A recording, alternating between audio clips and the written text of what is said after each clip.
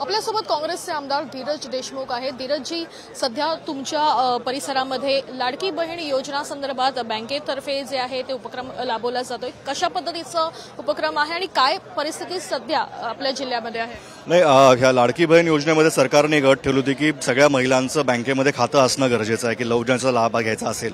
त्याच्यानंतर आमच्या निदर्शनास असं आलं की जे समाज माध्यमांवर जे बातम्या येत होत्या की फॉर्म भरणं असेल, कागदपत्र गोळा करणं असेल, बँकेमध्ये अकाउंट जर ओपन ते करी नॅशनलाइज बँकेमध्ये कुठल्या बँकेमध्ये गेल्या तर त्यांना तिथं येणारी अडचण असेल, त्याला लागणारे पैसे असतील, ह्या अनेक गोष्टी महिलांकडून ते होणं गरजेचं नव्हतं। आणि सरकारने जी मुदत दिली होती, पहिली 15 जुलैपर्यंत ती योजनेची मुदत डेडलाईन होती, आता ती ऑगस्टपर्यंत त्यांनी वाढवलेली आहे।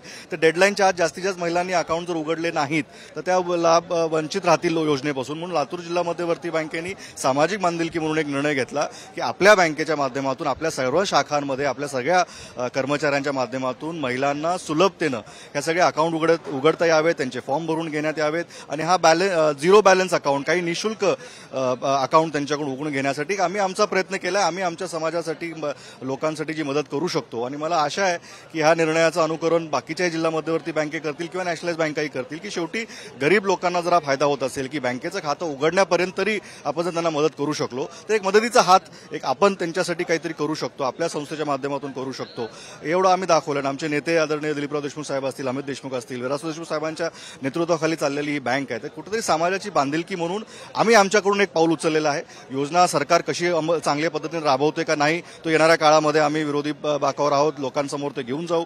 पण आज खऱ्या अर्थानं लाडकी बहिणीला फार त्रास होतोय, कारण का शाळेचे दिवस आहेत, पावसाचे दिवस आहेत, पेरणीचे दिवस आहेत। या सगळ्या महिला बँकेच्या रांगेत जर उभ्या राहिल्या तर कामावर कधी जातील, मुलांच्या शिक्षणाचं काय होणार आहे? आणि पावसामध्ये कुठेही अशी व्यवस्था सरकारने केली नाही की महिला जर तिथं रांग लावून बसते त्यांची काही व्यवस्था होते का?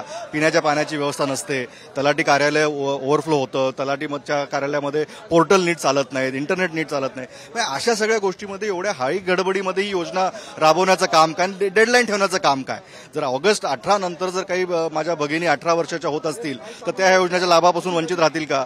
सरकारने ही योजना जर करायचं, सरकारचा दृष्टिकोन मानस काय आहे की कुठेतरी निवडणुकीसमोर काहीतरी आपण लोकांना दिलं पाहिजे, ह्या मानस्थितीचं सरकार आहे का खऱ्या अर्थानं आपल्या सगळ्या बहिणींना न्याय मिळाला पाहिजे? ज्या बहिणी पात्र आहेत त्यांना सगळ्यांना ही योजना सुलभतेनं घर बसून जर पोहोचवली सरकारने असती तर खऱ्या अर्थानं आम्ही सरकारचं अभिनंदन केलं असतं।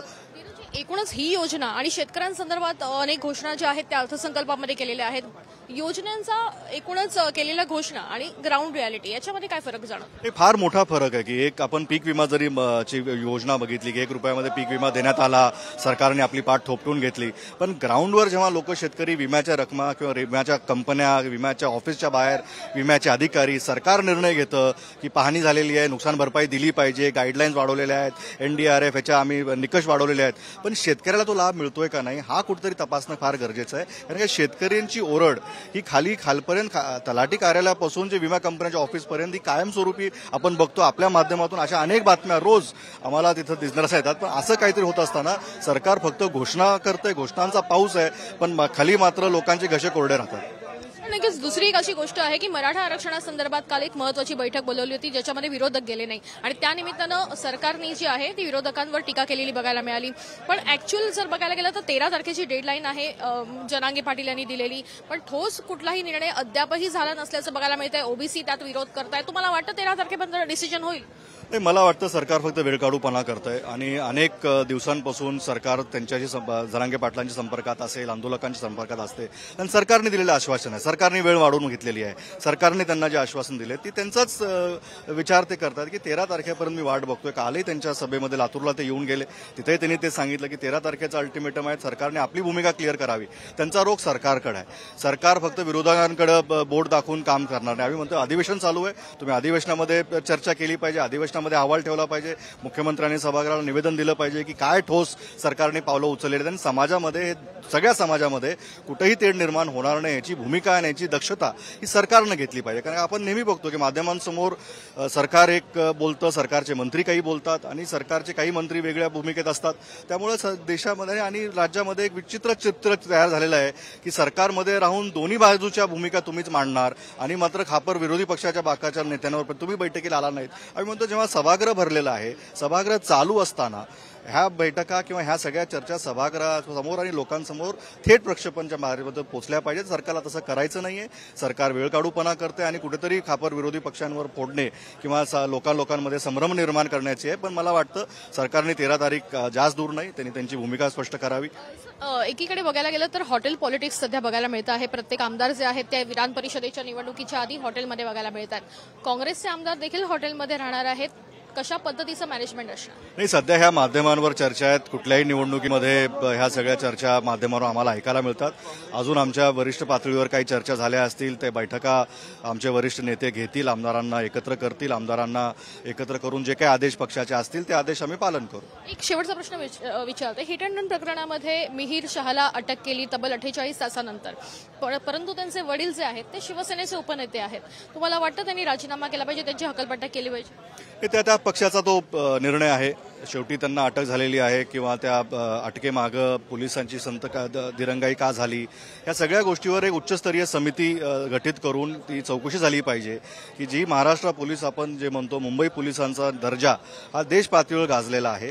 तर मुंबई पोलिसांनी एवढी दिरंगाई ह्या सगळ्या कारवाईमध्ये करणे आणि समाजासमोर आणि एखाद्या सामान्य कुटुंबाच्या, मराठी कुटुंबावर जो अन्याय झालेला आहे ह्या सगळ्या गोष्टींसमोर, आणि आता त्या मीडियामधून ज्या बातम्या आपण ऐकतोय की प्रत्येक गोष्टीमध्ये काही ना काही संशयाची सुई कुठल्या ना कुठल्या लोकांकडे ते जात असेल, तर सरकारने आपलं स्पष्टीकरण दिलं पाहिजे आणि आपली भूमिका स्पष्ट केली पाहिजे. आणि जे कोणी दोषी अधिकारी असतील किंवा कोणी सनगमत करत असेल तर त्याच्यावरती कारवाई झाली पाहिजे. आणि लोकांमध्ये हे एक झालं पाहिजे की मुंबई पोलीस हे मुंबईकरांच्या आणि महाराष्ट्र पोलीस महाराष्ट्राच्या सुरक्षतेसाठी आहे, ना काही ते गुन्हेगाराला सुरक्षित करण्यासाठी आहे. हे स्पष्टीकरण आता मुंबई पोलिसांनी दिलं पाहिजे. राजकीय पक्षाचे उपनेते देखील आहेत. ते कुठल्या पक्षाचे नेते असतील काय असतील ते गुन्हेगार आहेत आणि गुन्हा सगळ्यासाठी कायदा आहे. पक्षाचा जर कोणी व्यक्ती असेल तर त्या पक्षाने त्याच्यावर काय कारवाई करावी हा त्या पक्षाचा, त्या नेत्यांचा सर्वस्वी अधिकार आहे. आणि पण नैतिकता म्हणून जेव्हा आपण एखाद्या लोकप्रतिनिधी असतो किंवा लोकांच्या सेवेमध्ये असतो, पक्षाचा असतो, नैतिकता म्हणून तरी काही आपण पावलं उचलली पाहिजेत, ती आम्ही त्यांच्याकडून अपेक्षा करतो. धन्यवाद आमच्याशी बातचीत केल्याबद्दल. तर आपण बघतो की धीरज देशमुख यांनी एक स्पष्ट केलेलं आहे की सध्या ग्रामीण लेवलला एक परिस्थिती वेगळी आहे. एकीकडे घोषणा सरकार करतं, मात्र रियालिटी आणि ग्राउंड लेवल जी आहे ती अत्यंत वेगळी आहे. त्यामुळे सरकारने शहानिशा प्रत्येक गोष्टीची केली पाहिजे अशी मागणी त्यांनी केलेली आहे. याशिवाय हिट अँड रन प्रकरणामध्ये शिवसेनेचे उपनेते जरी आरोपीचे वडील असले तरी योग्य ती कारवाई जी आहे ती पक्षाने त्यांच्यावर केली पाहिजे अशी मागणी देखील त्यांनी केली आहे. कॅमेरा पर्सन विक्रांत वैदेही काणेकर, साम टीव्ही न्यूज, मुंबई. देश विदेशातील प्रत्येक घडामोडींचे लाईव्ह अपडेट मिळवण्यासाठी आता साम टीव्हीच्या सर्व सोशल मीडिया प्लॅटफॉर्मला लाईक, फॉलो आणि सबस्क्राईब करा. तसंच सर्व नोटिफिकेशनसाठी बेल आयकॉन प्रेस करायला विसरू नका.